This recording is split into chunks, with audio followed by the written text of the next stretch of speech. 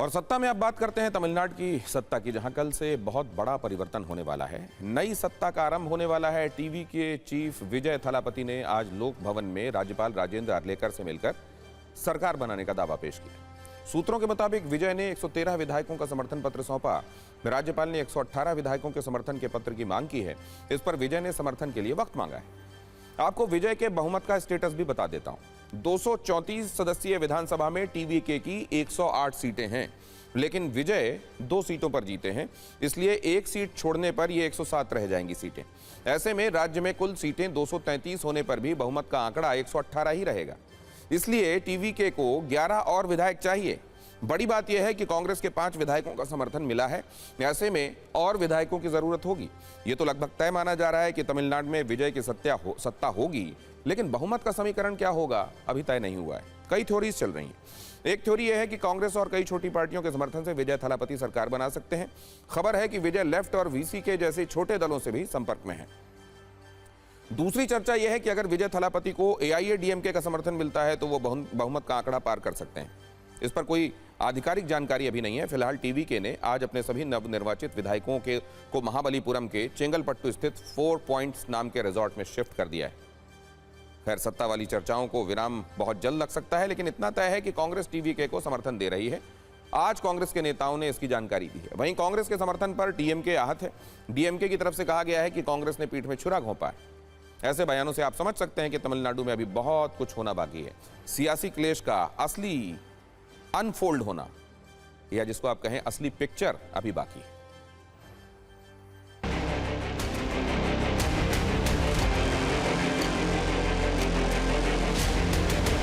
Along with our MLAs and all the senior leaders, and we have extended him the full support after we gave letter. We spoke with Congress President Kharge ji, Leader of Opposition Rahul Gandhi ji, and General Secretary of Organization Venugopal ji, and he thanked all the 3 leaders for their support and the letter that we have submitted him today.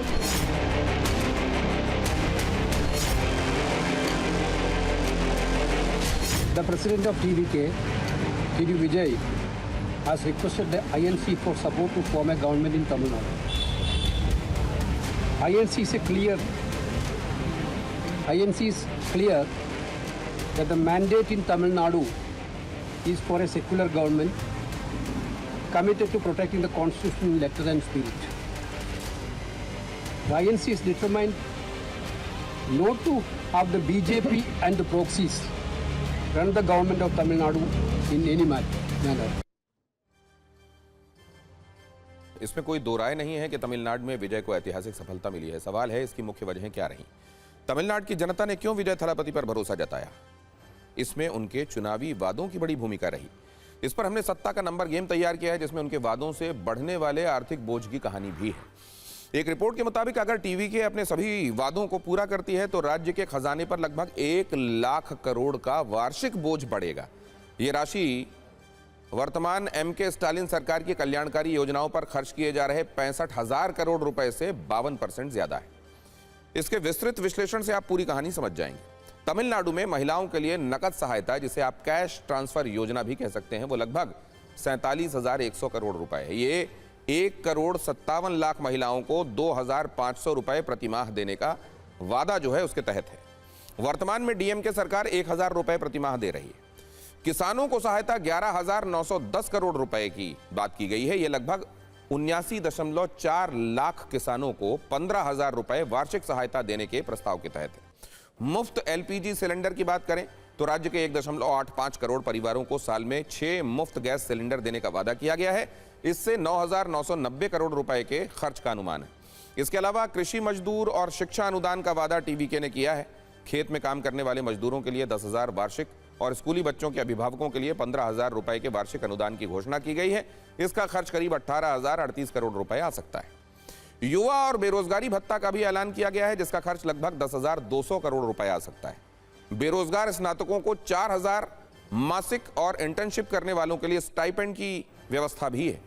आर्थिक विशेषज्ञों और विपक्षी दलों का कहना है कि तमिलनाडु पहले से ही भारी कर्ज के बोझ तले दबा हुआ है। ऐसे में मिलने वाले राजस्व का लगभग 30% हिस्सा केवल इन योजनाओं में खर्च करना होगा। और एक वादा सोने की अंगूठी वाला भी है। इस पर भी सत्ता की कुंजी हमने तैयार की है, जिसमें आर्थिक बोझ वाला नंबर गेम है। टीवीके ने सालाना 5 लाख रुपए से कम आय वाले परिवारों की दुल्हनों को 8 ग्राम सोने की अंगूठी का वादा किया है। वर्तमान में 22 कैरेट सोने की कीमत करीब 14,000 रुपए प्रति ग्राम है। अगर इस तरीके से आप कैलकुलेट करें तो 1.12 लाख रुपए प्रति लाभार्थी खर्च का अनुमान है। तमिलनाडु में हर वर्ष 4 से 5 लाख शादियां होती हैं और एक रिपोर्ट के मुताबिक 60% परिवार विजय की स्कीम के तहत फिट बैठते हैं। मतलब यह है कि हर वर्ष लगभग 2,70,000 दुल्हन गोल्ड की हकदार हो सकती हैं। ऐसे में सिर्फ दुल्हनों को 8 ग्राम सोना देने में 3,000 करोड़ रुपए से ज्यादा का खर्च अनुमानित है। इसके अलावा हर नवजात को गोल्डन रिंग देने का भी वादा किया गया है। तमिलनाडु में हर वर्ष 9 से 10 लाख बच्चों का जन्म होता है। एक अनुमान के मुताबिक तमिलनाडु में हर वर्ष आर्थिक रूप से कमजोर परिवारों के करीब 4.7 लाख बच्चों को अंगूठी देनी होगी। मतलब ये स्कीम में फिट बैठ सकते हैं। अगर एक छोटी सी अंगूठी की कीमत औसत 5,000 रुपए के आसपास भी मानिए तो कुल 235 करोड़ रुपए का खर्च, सालाना खर्च आ जाएगा।